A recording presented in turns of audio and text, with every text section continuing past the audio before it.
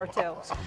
The one seeds in both the AFC and the NFC are locked in. The Ravens and Niners have dominated the NFL for most of the season. Will get a first-round bye in the playoffs as their reward. Now, these two teams faced off in Week 16, where Baltimore won handily. But obviously, both will have different paths to the Super Bowl. So, Shannon, I want to start with you. What do you think? Better chance to win the Super Bowl? Would you go Ravens or Niners? I think the Ravens, because if you look at the teams that they've beaten, they beat the brakes off the 49ers. They beat the brakes off the Dolphins. They beat the brakes off the Lions. They beat Seattle. And not only do they beat people up. And so when you leave that game, they leave no doubt. It's not anything about a call or this, where the officials got the call wrong. If they didn't do this, they beat people up. And the way Lamar Jackson is playing the game of football, you saw it before, you're like, we're going to keep him in the pocket. Watch him against the Dolphins and see how many plays he made outside of the pocket. He threw the ball from the pocket, and they put 56 up on the Dolphins, who at the time was the second best team in the AFC, and they did a demolition job on him. Remember what he did to the 49ers, who for the last 5 or 6 weeks was the best team in the NFL, and they beat them by 14. You remember when the Lions came there? They beat them by 19 or 21. So the way they're playing the game right now, I don't see a team. Like I said, I think the best chance is Cleveland because I think they have the best defense. And can Flacco keep this hot hand? But the way they're playing right now and the way Lamar Jackson, who's going to be the MVP, the only question left now, is it going to be unanimous like the first one that he won in 2019? Other than that, I don't see it. Now, the only thing that concerns me, Stephen A., all these other teams, we saw Brock Purdy have that bad turnover day. We've seen other teams have horrible turnover days late down the stretch. Lamar Jackson has been able to avoid that. The Ravens have been able to avoid the costly turnovers down the stretch.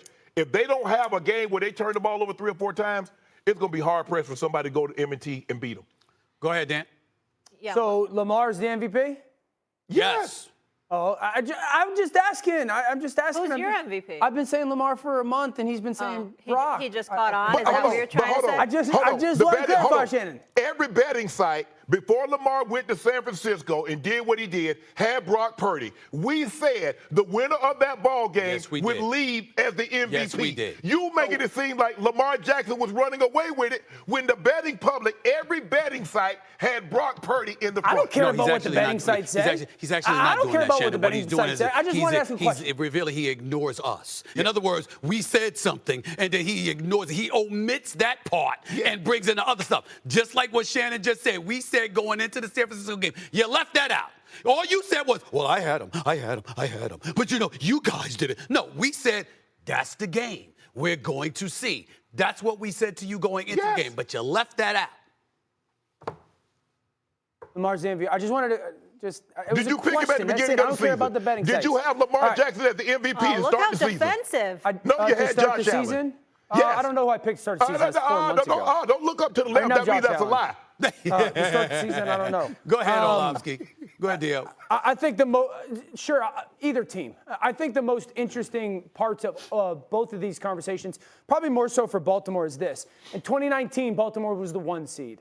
And if you guys remember, going into the last week of the season, they sat everybody. And then in that first playoff game, they got bum rushed by, I think it was Tennessee. It'll be interesting to see what they do this weekend. Same head coach, a bunch of the similar players. Do they rest Baltimore? Because if Baltimore rests, they risk of going through that 2-week stretch again as the 1 seed of maybe not playing as sharp football. I'll say San Francisco, strictly because I think the path's probably a little bit easier when it comes to how many elite quarterbacks do they have to go against. San Francisco is going to play the Rams this weekend. Again, San Francisco has nothing to play for. The Rams have nothing to play for. So elite guys that are elite that we know, like in playoff moments, we've seen be big dogs at that position and are playing well. Probably Stafford's the only one right now in the NFC where there's a lot more in the AFC. Okay. Here's the deal, y'all. Lamar Jackson is the MVP. And to answer this question the best way possible, better chance to win the Super Bowl, Ravens or 49ers, I'm going to say the Ravens simply because I'm going to pick Lamar Jackson over Brock Purdy. I look at Brock Purdy, and things have to be ideal in order for him to be exceptional. He's good, but they have to be ideal in order for him to be exceptional. Lamar Jackson, it seems like no matter what you throw in his path, he just brings the exceptional out. A bevy of targets, I might add, Flowers, Bateman, OBJ, Lively. We see these brothers and what they're doing. We get all of that, right? Gus Edwards running the football, okay? We get that. But in the end, look at their defense as well. First in scoring, first in turnovers forced, first in sacks, fourth in yards, second in red zone touchdown efficiency. You take all of those things into consideration along with the greatness of Lamar Jackson, and you couple that with what we've seen from San Francisco on occasion, I'm going to roll with Lamar Jackson right now. 210-point differential for the Ravens. 210. Yeah, but both teams rank top 2 in scoring defense, top 3 in scoring. Can I give you a crazy Lamar stat real quick? Yeah, and then I got to roll. If Lamar wins MVP, and I think he does, he's going to win MVP. He doesn't have a 1,000-yard rusher or a 1,000-yard wide receiver. That's even outrageous. more impressive. With the way they're playing currently, I'm going to shock you. The Cleveland Browns. The Cleveland Browns is the team, I feel, with the way Joe Flacco is playing and the way that defense can get after the opposing team's quarterback, because the Ravens are first in takeaways, first in sacks, first in points allowed. The Bills are second in takeaways, third in sacks allowed, fourth in points allowed. But the thing is, Josh Allen, he just tries to be Superman all the time. And sometimes it's okay to be Clark Kent. You can just have your glasses on, your nice top coat, and your hat a Saturday, and just go about your day. But he wants to jump into that phone booth and put that cape on far too much, and when he doesn't really need to. So right now, the way they've been playing over the last month, I think the Cleveland Browns. Here's the deal, Shannon Sharp. I mean, first of all, I don't want you to be contaminated by the Jeff Saturday syndrome, okay? You don't have to fight it. All you have to do is say, I agree with my man Stephen A. Because you know that's exactly where I was going with that. I was going to Cleveland Browns. I was going to Cleveland Browns. And let me tell you something. It was exactly why. Because when you look at Josh Allen, again, I think he's great, but we all know that he's prone to make errors because he might engage in hero ball, even though we haven't seen much of that this year. But that defense in Cleveland and their ability not only to get after everybody, but the effect they have directly on Lamar Jackson, considering what level of greatness we've been seeing from Lamar Jackson and the Baltimore Ravens. When I think about that roadblock, this is the only team that comes to mind. I'm done with Miami. I've had it with them. I've had it with them. I don't believe in them at all, okay? Buffalo, iffy. Cleveland, if Flacco throws the ball like that, oh my God. And then you got Amari Cooper and Njoku, and let's not forget Flacco. How many people are as familiar with John Harbaugh as Joe Flacco, who won a Super Bowl for the man? That's where I'm going with as well, Shannon. It's Cleveland. Listen, I like it. I was going to Cleveland the whole time. I like it. I'm going to give you another one, though, because we talked about Buffalo a little bit, talked about the Browns a little bit. How about this? They got to get in, but the Steelers. And here's why. I would tell you, and I like both the Browns and the Steelers. Now, I'll put the Bills over the Steelers, but I'm going to say this. When you're in a division with a team, you know them almost as well as you know your own team, because you see them so often.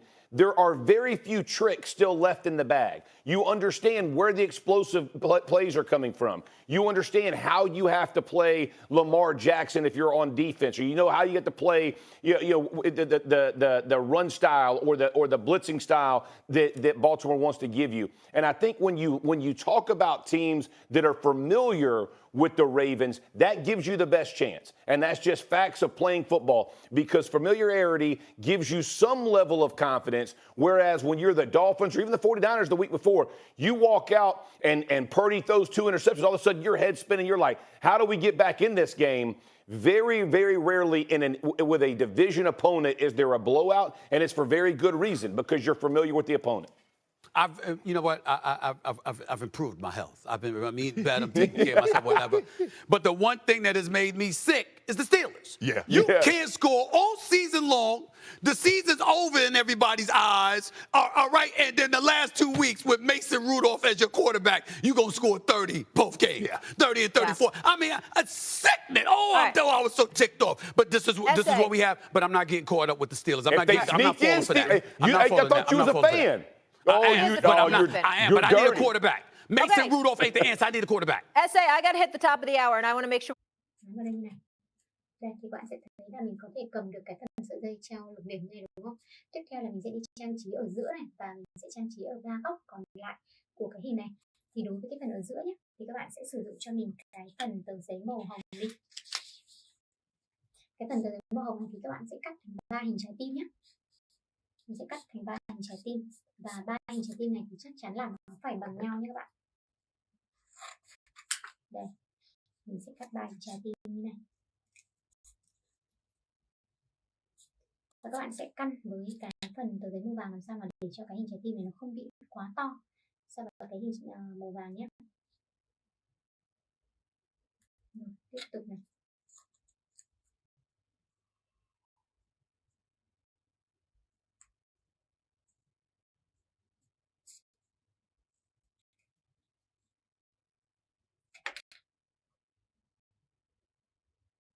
Rồi cái hình trái tim màu hồng cuối cùng nha.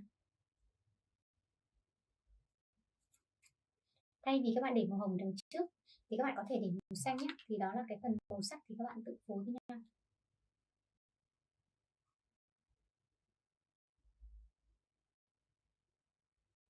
Rồi, và các bạn sẽ dán keo vào để nối nó vào.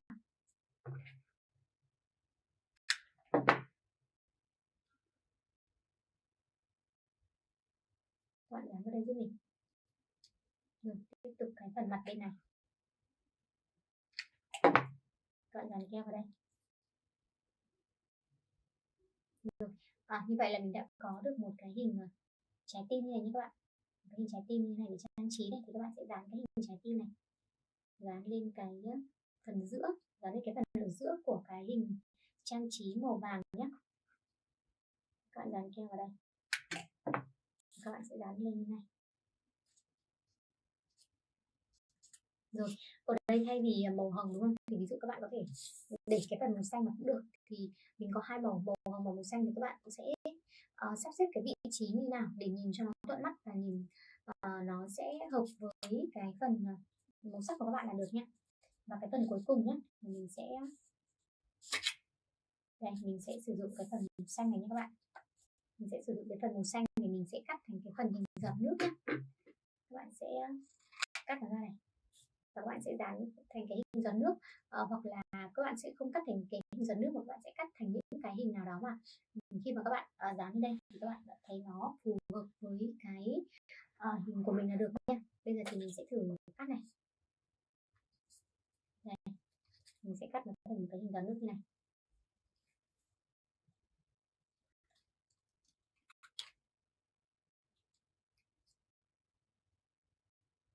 Đây như các bạn, đây là cái phần hình giọt nước này. Và các bạn có thể dán cái hình giọt nước vào đây. Ba góc còn lại thì mình sẽ có cả ba cái hình giọt nước đúng không? Bây giờ thì mình sẽ cắt thêm hai cái hình giọt nước còn lại nhé. Các bạn chỉ cần đặt cái phần giọt nước ban đầu lên trên cái phần tờ giấy màu xanh này và các bạn sẽ cắt theo nhé.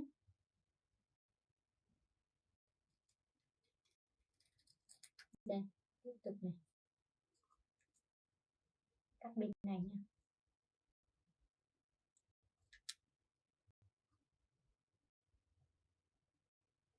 Rồi, sau đó đến cái phần giọt nước thứ ba, cái phần giọt nước cuối cùng nhé.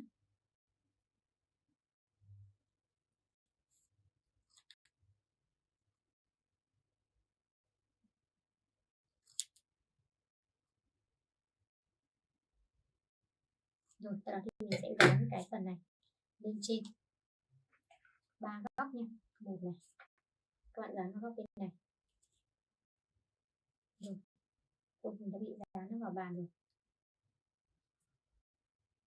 Đây, các bạn sẽ cầm nó lên như này thì mình dễ dán vào, vì cái phần đầu giọt nước này nó rất là nhỏ đúng không các bạn, mà dán không cẩn thận là nó sẽ bị dính vào những cái mặt phẳng khác nhé. Tiếp theo là cái phần màu vàng này và cái phần màu xanh góc bên này, các bạn sẽ dán vào đây.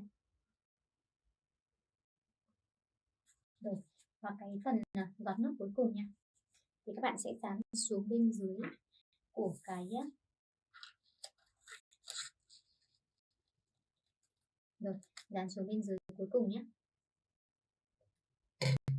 Các bạn dán keo vào đây và các bạn dán xuống dưới cái góc của bên dưới này màu vàng như này. Đây, như vậy thì các bạn sẽ thấy là mình đã hướng dẫn xong các bạn là một cái sợi dây trang trí hình vuông với các phần trang trí ở bên trên như này rồi. Cảm ơn các bạn đã theo dõi này. Hẹn gặp lại các bạn ở những video tiếp theo nhé.